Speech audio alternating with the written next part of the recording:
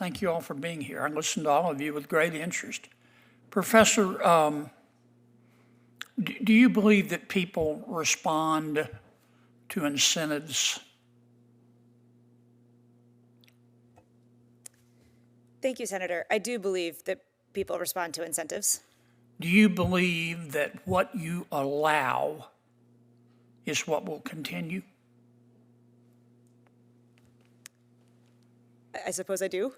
Okay. I listened to all of you talk about enhancing affirmative disclosure requirements, strengthening the presumption of disclosure. I listened to you talk about consultants.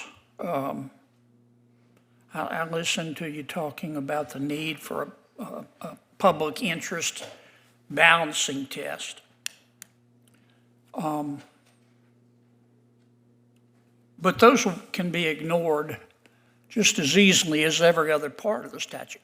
Why don't you just create personal liability for the person responsible for turning over the documents? Certainly, Senator. There are systems, other jurisdictions around the world that do have, in fact, personal penalties for government officials. Do you recommend it for us? I don't think that we're at the point where we necessarily have to take such a step in order to drastically change the incentives that agencies. Why not? I mean, all administrations stall and restall in turning over documents to the American people, don't they? Does anybody disagree with that? It's not a Democrat thing or a Republican thing. It's an executive branch thing, isn't it? It absolutely is. I do not disagree with that. It is. So why don't we hold the people responsible, personally responsible? I'm not saying not afford them due process. You may want to require bad faith with a reasonable, not an impossible definition of bad faith. I mean, if you want to solve this problem, why don't you just create personal liability, Mr. Howell? I think that's a terrific idea. Right now, the mechanism to have liability is basically an attorney's fees, and those are rarely given out. So the government really is never forced to pony up. Well, the employees don't care if the government gets hit with attorney's fees, do they? Correct. And that's why the Department of Justice is willing to tolerate us suing them 100 times, because we all pay for their lawyers. Look, we can write and rewrite statutes all we want to. But it is clear that people in the government are not responding to Freedom of Information Act requests in bad faith. Sometimes they need more time, but I'm talking about in bad faith. That's clear. And it happens on both sides. So instead of just rewriting new laws and new rules that they're going to ignore, why don't you just hold people personally responsible? What about it, Doctor?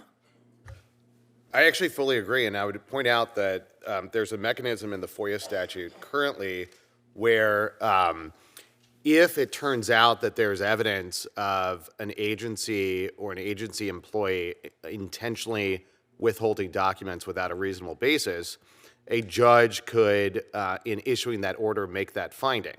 And when's the last time that happened? Almost never. Yeah, it hasn't happened in the history of ever, has it? Yeah, No. Yeah, and that's until right. Congress makes it very clear that we're serious about this, we're going to be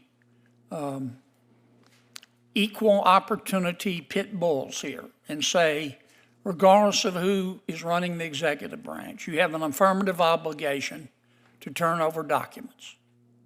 And if you don't do it, you're going to be personally liable. That's going to work, isn't it? Well, I would hope so. Of course, as you know, as a former law professor, there are issues with, the executive branch claiming immunity for these employees. I'm not saying deny them due process. Right. I'm not saying an ordinary negligence standard. I am saying that if some person is being an obstructionist and you can prove it, they ought to be held personally liable. We wouldn't have to do it for long. Senator Whitehouse. I still had 9 seconds left. proceed. No, I yield my back.